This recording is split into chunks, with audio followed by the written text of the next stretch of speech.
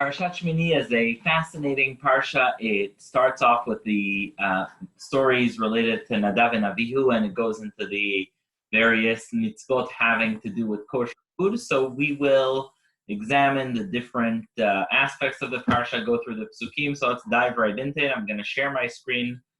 You can find the actual chapters on Sefaria.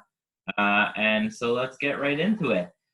So the end of Parshat Tzav was actually speaking about the 7 days of the inauguration of the Mishkan, and that's very important to remember. So the 7 days of the inauguration of the Mishkan, Moshe works alongside Aaron. It's from the 1st of Nisan to the 7th of Nisan. They work together to inaugurate the Mishkan.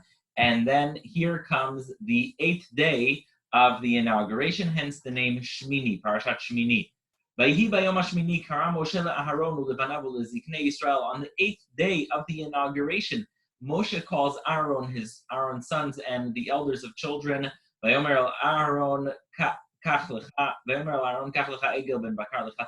them to bring korbanot. Bnei Yisrael bring korbanot. I'm not going to go into every single detail of the korbanot, but you can look through here. It's pretty straightforward. They bring various korbanot. They bring the korbanot. And the Aaron offers his special korban, and the children of Aaron offer this special korban. And just going through the various details, I'm going to go pretty quickly. And as Aaron concludes bringing the korbanot, you have a beautiful scene where it says, "Vayisa Aaron et yado." Aaron raises his hands, and here you have the very famous Birkat Kohanim. Aaron raises his hands to the people. He does Birkat Kohanim. He finishes korbanot. By the way, if you wonder why here it says Yado and here it says Yadav, in the Torah there's often something called Kri and Ktiv. Kri is the way something is pronounced. Ktiv is the way it's spelled. And for the most part, those are the same. It's usually pronounced the way it's spelled, but there are rare exceptions where the Masorah, the tradition we have, says to pronounce it in a slightly different fashion than the way it's written. So here it says Yado, it's pronounced Yadav. So that's what that is about. ויבוא משה ואהרון אל אוהל מועד ויצאו ויברכו את העם וירק בוד Hashem el kol ha'am. Moshe and Aaron come out of Oel Moed and they bless everyone. And here comes a beautiful scene which repeats itself, by the way, in the beginning of the book Malachim Aleph, when Shlomo builds the Beit HaMikdash. ותצא אש מלפני השם ותאכל על המזבח את העולה ואת החלבים. A fire comes out from before Hashem. ותאכל על המזבח את העולה ואת החלבים. It consumes on the mizbeach the olah, the korban olah, and the chalavim. Vayar kol ha'am vayaronu vayivnu al pneihem. Everyone sees it and they are happy, and everyone comes down on their faces out of awe. Just quick look of what that might have looked like. Here you have the building of the Mishkan, Chanukata Mishkan. You see the beautiful cloths. You see the court of the Mishkan. You see the Kohanim. Everyone's pulling everything together. That is the Chanukata Mishkan building of the Mishkan. Then you have this scene that repeats itself when the Beit HaMikdash is built. The fire comes down from the heaven and consumes the korbanot that are on the mizbeach. So those are the two scenes that might just be familiar. All right, here we come to the very, very sad story of Nadav and Avihu and the lessons that it bears with it. The story does have several lessons. So Aaron has 4 sons: Elazar, Itamar, Nadav, and Avihu. So 4 sons in total. And these are Aaron's sons. So 2 of his sons then come and do something which was not well thought. It was not thought through. And so here it is. Let's just see in the pasuk what exactly they did. Vayikru bnei Aharon Nadav ve'Avihu ish machtato. Aaron's sons, Nadav and Avihu, took each their machta. So machta is sort of a shovel that the Kohen uses to bring the Ktoret on. So this shovel usually has on it the coals and the Ktoret, and you put it here and you put it on the Mizbech inside it, not far from the menorah. And indeed, this comes up when you mix the hot coals with the spices, the incense, then it comes and makes a beautiful smell that comes up with the smoke. So Aaron's sons, Nadav and Avihu, take their machtot, and usually the service of bringing the Ktoret to the Mishkan is reserved for very special opportunities. The Kohen Gadol does on Yom Kippur. He brings into the Kodesh HaKodeshim, and then the Kohen Gadol also twice a day brings the Ktoret in the morning and the evening, but it's really not something for strangers or for just because you feel like it. It's not really something that's for those who are just not asked to do it. So what do they do? There are all kinds of translations of Esh Zara, but here it says alien fire. Basically, Asher lo tiva otam. It was not asked of them. So they take a fire. Not only did they bring a Ktoret when they weren't asked, but they also brought a fire which was not from the Mizbeach, not part of the commandment. They brought their own Ktoret. They came in without permission, and they brought the Ktoret without the mitzvah. And sadly, even though this was a time of great celebration, because this was the inauguration, sadly, something very sad happened. Fire came and consumed them, and in the Mishkan, the fire consumed them. It says that the fire went in through their nostrils, and it was a terrible event. They passed away. ויאמר משה אל אהרון, הוא אשר דיבר השם לאמור בקרובי אקדש ועל פני כל העם מכבד וידום אהרון. Moshe tells Aaron, Hashem told us that this might happen. And there are several explanations when Hashem said that. Either at Har Sinai, it says that at Har Sinai, Aaron's sons also behaved inappropriately, and Hashem didn't want to punish Aaron at that time, but eventually it them. Or basically the idea was that Hashem's name was sanctified when Aaron accepted Hashem's. That's the next part, Vayidom Aaron. Aaron was silent. Aaron accepted this as Hashem's will, and even though he was very, very, very sad about his children, he remained silent. Now, there's another problem here. In addition to the terrible tragedy of the loss of Nadav and Avihu and Aaron having to deal with it, there's a law that a Kohen cannot become impure. A Kohen cannot touch a dead body or anything like that. And also, Yisrael, someone who's not a Kohen, can't just walk into the Beit HaMikdash. So how are you going to get the bodies of Nadav and Avihu out of the Mishkan? That's another problem. Vayikra Moshe el Mishael ve'el Tzafan b'nei Uziel doda Haron vayomer aleihem. Moshe calls Mishael and El Tzafan, who are the children of Uziel, the uncle of Aaron, basically his first. Vayomer aleihem, kirvu, come close, se'u et achim kodesh el michutz ha'machane.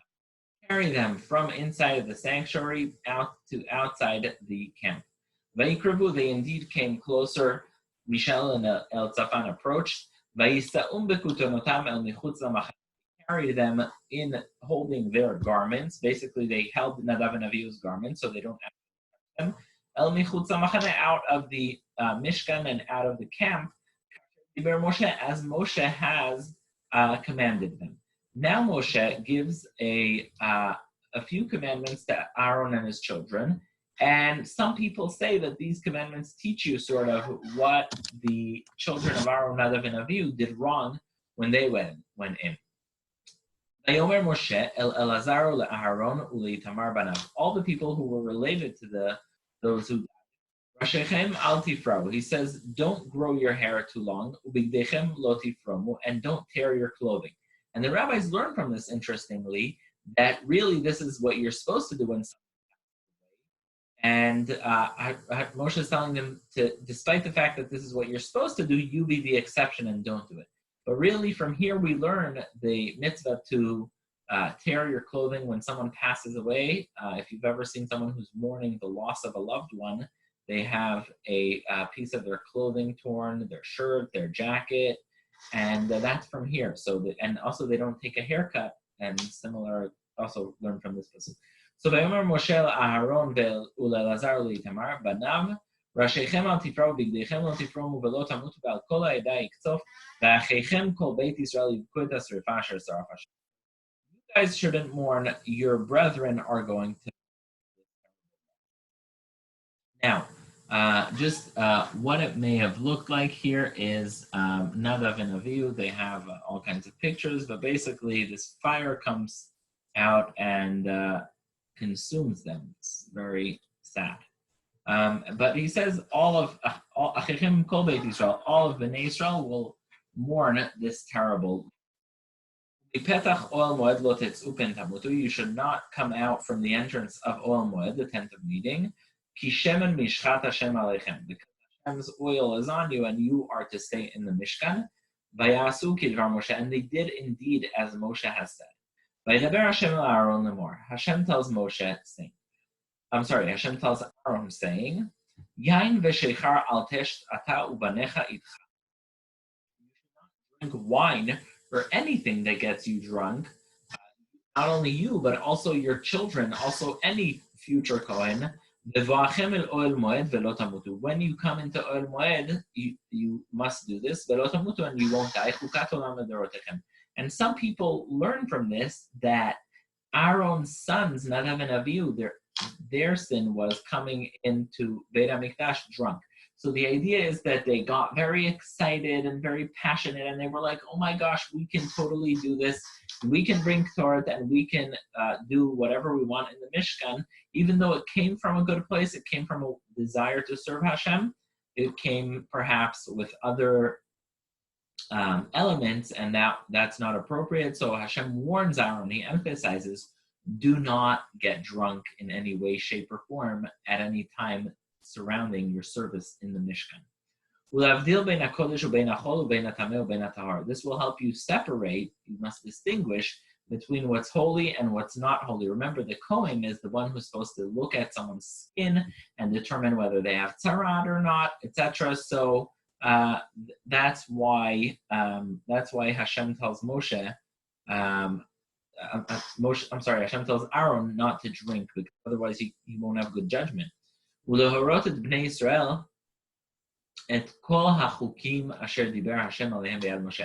you're the ones who are supposed to teach Bnei Israel. How are you going to teach Bnei Israel if you're drunk? So Hashem really is warning them, make sure you're not drinking, because you're constantly needing your good judgment. And when a person drinks wine or anything that intoxicates, they lose their judgment. Vayomer Moshe el Aharon ve'elazar בניו הנותרים. קחו את המנחה הנותרת מישרי השם ויאכלו המצות אצל המזבח כי קודש קודשים היא.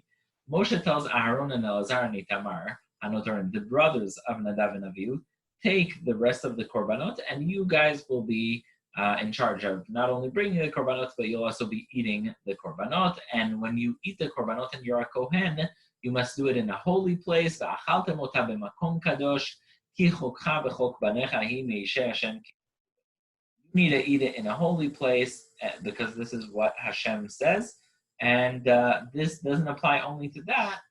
The law of needing to eat it in the Mishkan is not only this time, but any time that Israel give you something to eat that's a korban.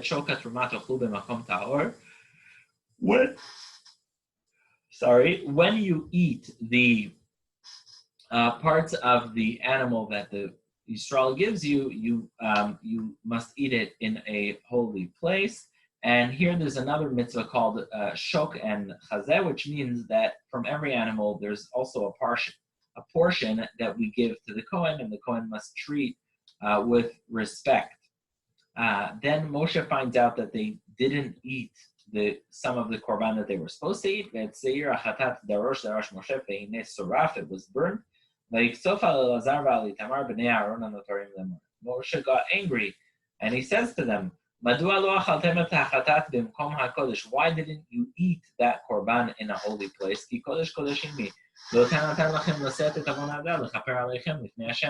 Hashem asked you to bring this korban, and you are supposed to eat it in a holy place. You're the kohanim. And it's not like the korbanot that are brought on Yom Kippur. It's a korban you should be eating. And so Aaron says to Moshe, don't be angry at them. When someone passes away, then you're not supposed to do mitzvot, and so they should not have eaten it. וידבר אהרון אל משה, הן היום הקריב את חטאתם ואת תורתם לפני השם, ותקראנה אותי כאלה, ואכלתי חטאת היום וייטב בעיני השם, וישמע משה וייטב בעיניו. Moshe heard it, and he agreed absolutely that because their relatives just passed away, they shouldn't be doing the mitzvot. All right. Parak Yud Aleph, Pasuk Aleph is actually a fascinating parak. It's all about kosher animals, and we're going to take a look at it. Hashem speaks to Moshe. This is the animal that you should eat from all the animals that are there.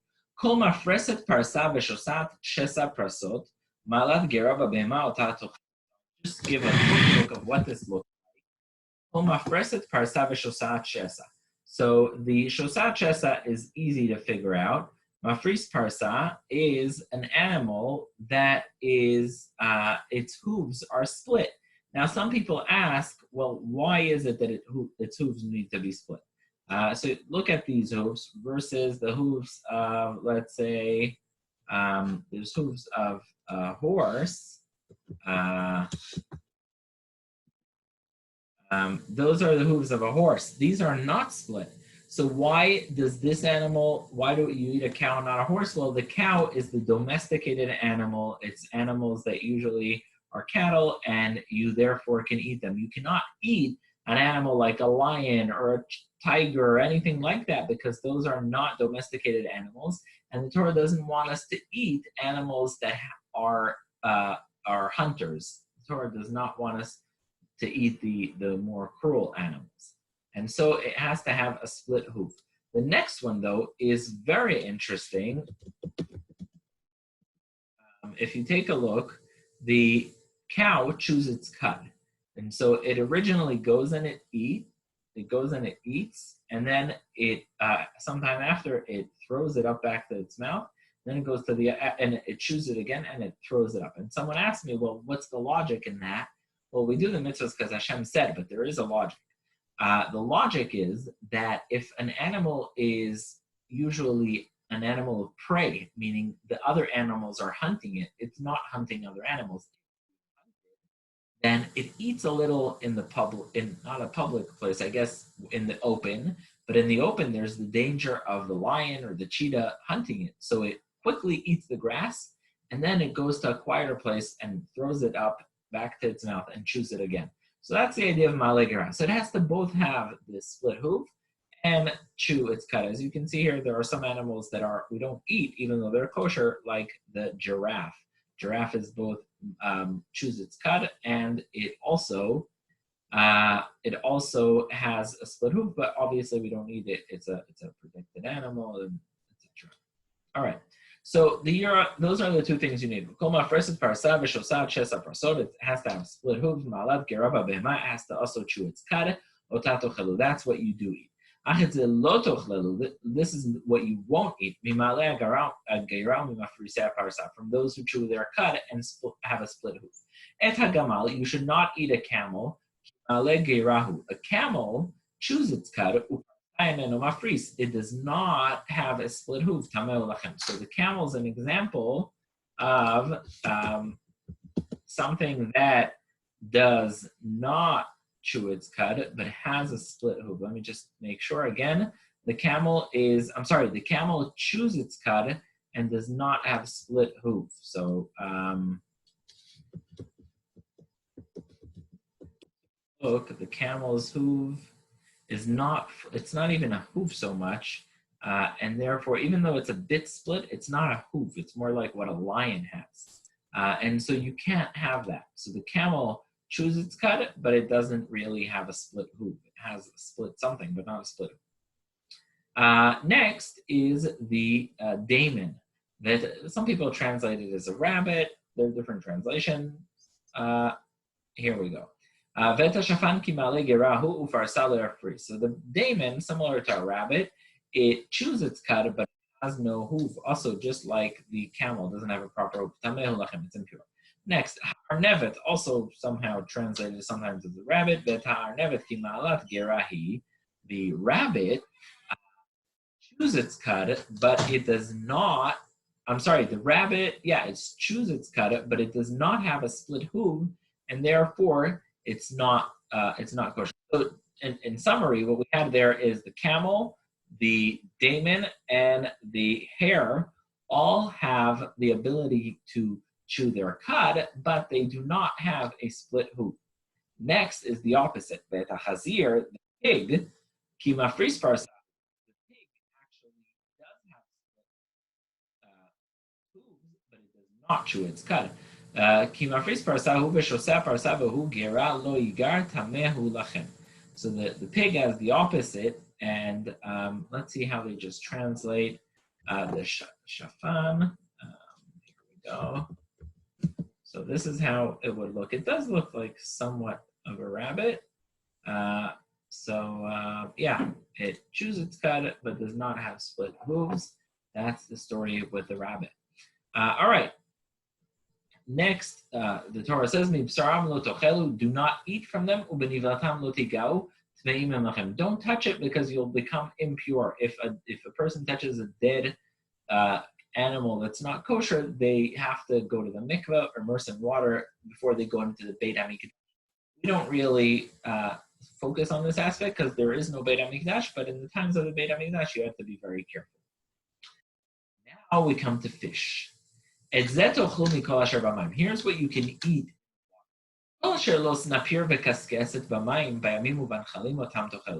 Anything that has snapir, fins, and scales. So let's just take a look.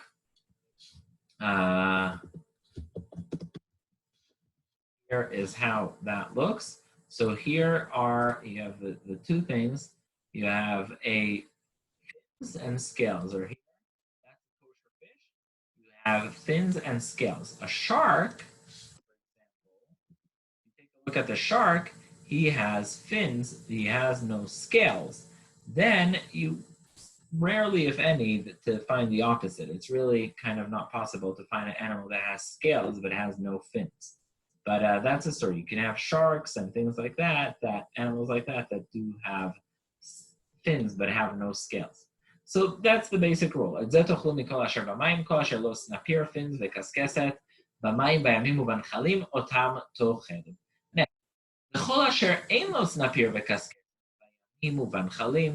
If something does not have both a fin and scales, in the oceans and in the water, in the rivers, anything that lives in the water and that does not have fins and scales, you may not eat. They should be an abomination to you. So anything like shrimps, crab, or just a fish that has no fins and scales, you should just stay away from it. The Torah emphasizes stay away from it. Now we come to not kosher birds. While we have for kosher animals fins and scales for fish and chews its cut and split hooves for other animals, for mammals, for birds, actually there's a list. So the Torah just gives a list of all the animals that are not kosher. And you can assume that all the other animals are kosher. Now, there is a concept called Masorah, which means tradition, saying that even if a bird is not on the list of forbidden birds, unless we have a tradition that it's kosher, we don't eat it. So you can see the bald eagle, the things like that are the owl. Those are on the not kosher list. Let's take a look. These are the not kosher birds. They should not be eaten. They are unacceptable for food. Esher, the eagle, ve'eta peres, the vulture, ve'eta ozniya, the black vulture, ve'eta da'a, ve'eta ahaya lemina, the kite, the falcons, it's called orev lemino, the raven. So let's see. Raven, you can't eat any ravens. Ve'eta batayana, the ostrich, ve'eta tachmas, the nighthawk, ve'eta shachaf, the seagull. Ve'tanetza mineo, and hawks of every kind. Ve'takos, the little owl. Ve'tashalach, the cormorant. Ve'tayanshuf, and the great owl. Those are also. Why all these? Because these are usually animals that are vultures. They use their hands. They have specially structured hands, and they use that to hunt. And we're not allowed to have any kind of animal that hunts others. It's a lesson. It teaches us to be more sensitive. Veta chasida nafalamina, the stork, ha nafalamina, herons of every variety, veta duchifat, the hoopoe, and the veta atalef, the bat. So all those you should not have. Let me just show you what kind of legs the birds have that the rabbis say. So the kosher birds, I don't see that they have exactly how the feet look, but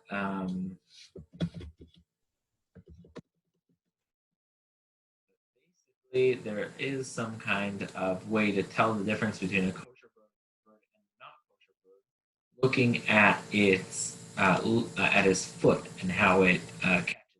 So if it's a vulture and it looks like that, the foot is like structured to catch, then it's not kosher. Any kind of bug, any bird that goes on four is not kosher. The only kosher bug, which we really don't eat because we lost our Masorah, we don't have a tradition, some Yemenite Jews do, is certain kinds of grasshoppers. But short of that, really, any kind of bug, forget about it. This is what you can eat from bugs that walk on four. If it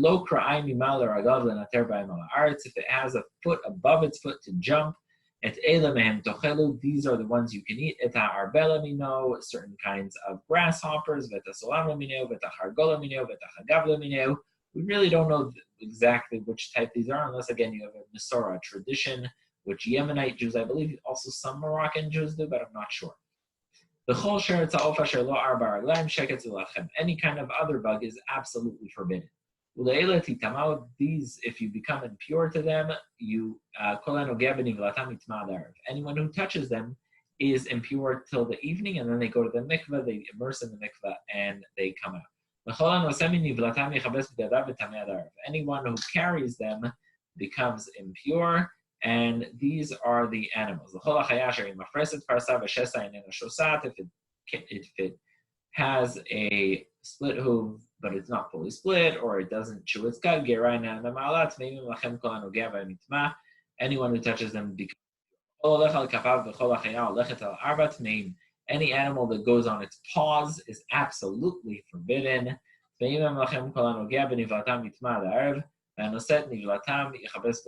Absolutely forbidden. Now, all the crawling animals. So here.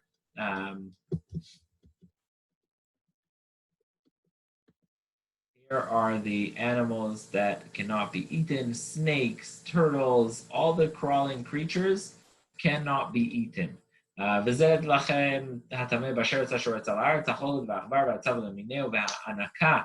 The gecko, the land crocodile, the lizard, the sand lizard, and the chameleon.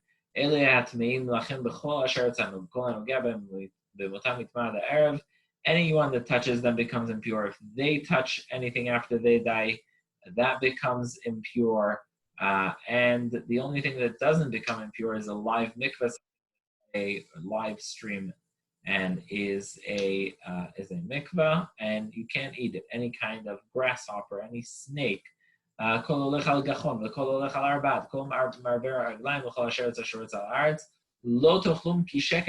an abomination. Do not eat them. The world learned the lesson the hard way, because they didn't be careful. They ate all kinds of non-kosher creatures. A lot of people got sick. So basically, stay away from all these crawly creatures. Don't eat them. Do not get your souls impure. You'll be impure if you eat them. You should be holy, because I, Hashem, your God, am holy. Ki kadoshani, I am also holy. V'lo tetamot nafshotechem, do not make your souls impure. B'chol asher haromes al haaretz, with all that crawls on the land. Ki ani Hashem ha'maleh etchem me'eretz Mitzrayim, I am Hashem who brought you out of Egypt. Liot lachem le'elokim, v'yitem kadoshim ki kadoshani. You should be holy, just like I am holy. Zot Torat ha'behema v'ha'of v'chol nefesh ha'romeset b'mayim. That's the story for creatures in the sea, on the land. You should know to distinguish between the kosher animal, the animal that can be eaten, and the animal that was not eaten. So in this week's Parsha, remember it started with the word Shmini on the 8th day. We have the inauguration of the Mishkan, the story of Nadav and Avihu, and the various kosher animals. And you did a great job. Thank you so much for following along.